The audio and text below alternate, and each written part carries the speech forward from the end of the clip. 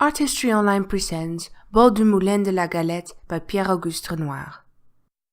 The painting is also known as Dance at le Moulin de la Galette. Renoir finished it in 1876 and was first shown at the Impressionist exhibition in 1877. Up until 1894, it was part of the collection of French painter Gustave Caillebotte, who was also the main organizer and financer of the exhibition. At this self-portrait, Caillebotte even depicted Renoir's Bal du Moulin de la Galette in the background. When Caillebotte died in 1894, Bal du Moulin de la Galette became property of the French Republic. Since then it resided in prominent places in Paris, in Musée du Luxembourg and Musée du Louvre. From 1986 up until now it's hung in the Impressionist gallery in Musée d'Orsay. The oil and canvas painting is quite large. It measures 131 by 175 centimeters.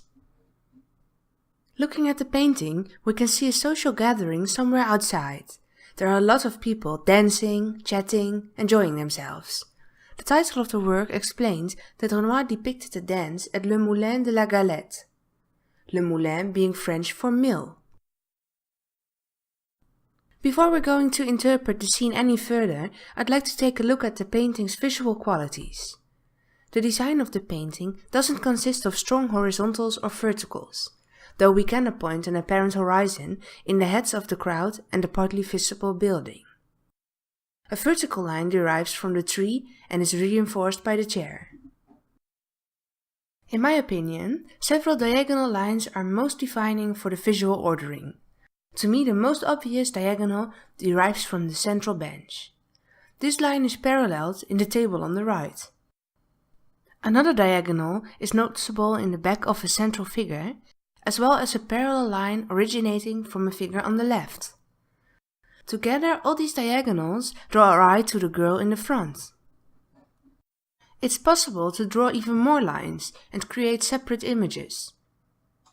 This dynamic composition leads the eye of the viewer crisscross over the canvas.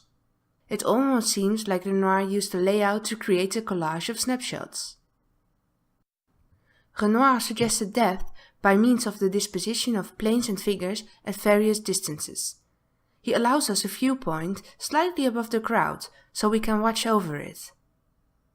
In the front we can see a child, probably telling something that makes the woman smile. In the center, there's a woman leaning over another female figure while talking to a man who's seated at the table. The female on the bench seems to be looking at a point outside the frame. 3 other men are also seated at the table, while looking at the crowd, smoking a pipe and listening to a conversation. Following, there are 2 people leaning on the tree. A tree, a dancing couple, and on the right some people seem to be conversing. Next we can see several couples dancing, but also an almost hidden female figure left of the tree. There's electrical lighting, which was very modern at that time.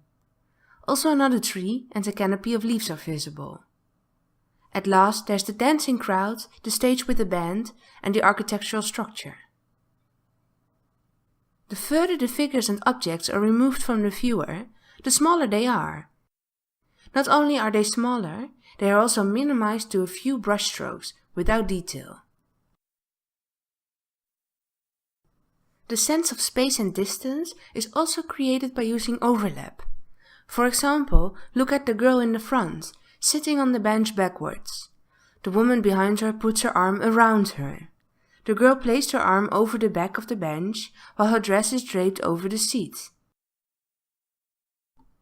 The fact that all the figures in the picture look in different directions, as well in and outside the frame, emphasizes the suggested space, distance and movement.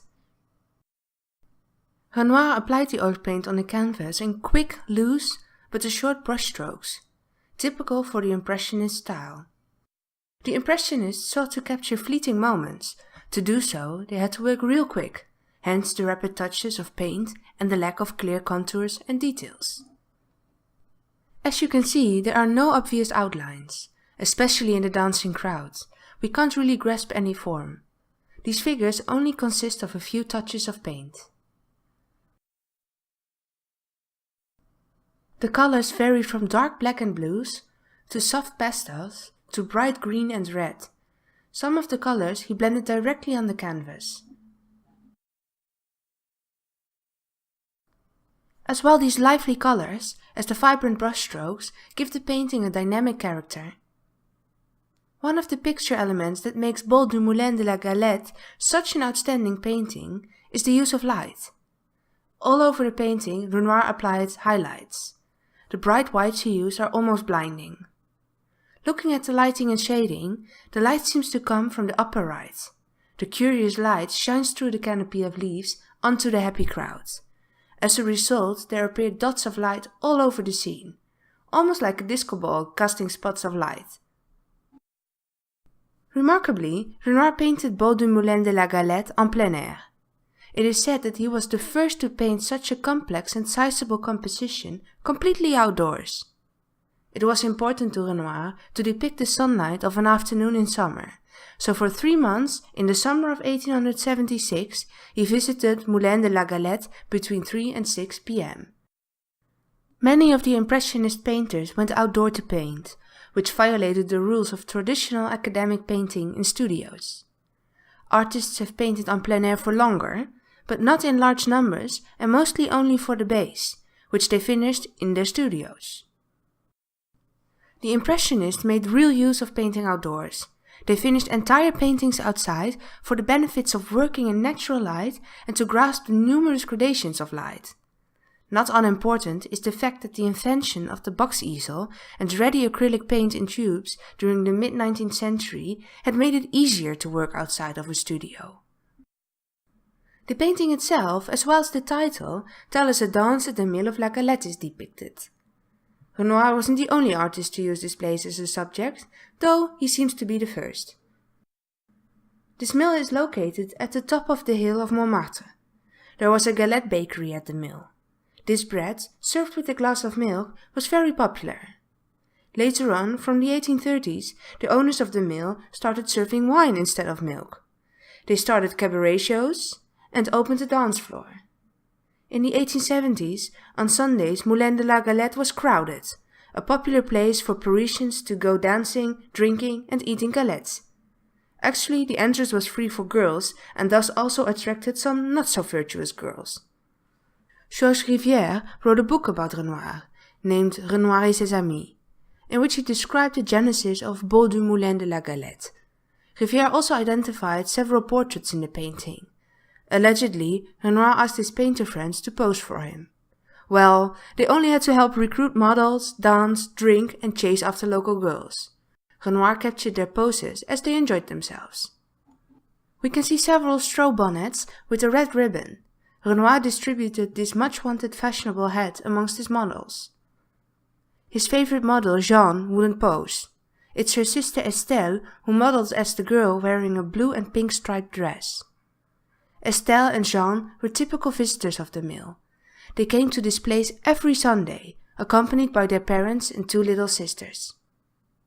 The group of men at the table consists of Renoir's painter friends and Rivière himself. The dancers behind Estelle are portrayals of other friends and models. According to Impressionism, Renoir wanted to capture a moment, an atmosphere. Bal du Moulin de la Galette is a portrayal of popular Parisian life. As an Impressionist snapshot, it gives a taste of a lively and summery Sunday afternoon at the mill. We've discussed as well several visual aspects as common interpretations. Bal du Moulin de la Galette is an Impressionist portrayal of ordinary people on a common Sunday afternoon. But besides its beauty, what makes this painting such an outstanding work of art? With Bal du Moulin de la Galette, Renoir broke the academic rules of size, subject and technique. What's so special is that Renoir chose to paint this scene on a large canvas. Such measurements were traditionally reserved for history paintings, not for portraits, still lifes or genre painting, the depiction of everyday subjects. Renoir boldly created a major composition consisting of a collective portrait, still life and genre painting. This painting is an impressive example of Impressionist art. Renoir managed to compress an innumerable amount of observations into one image. His use of color and brushwork creates a startling freshness and spontaneity. With Bal du Moulin de la Galette, Renoir proved himself to be a truly modern artist, but what's so special is that in a different time, this painting still surprises and moves people. Thank you for watching this video by Art History Online. Hungry for more? Check out the other videos.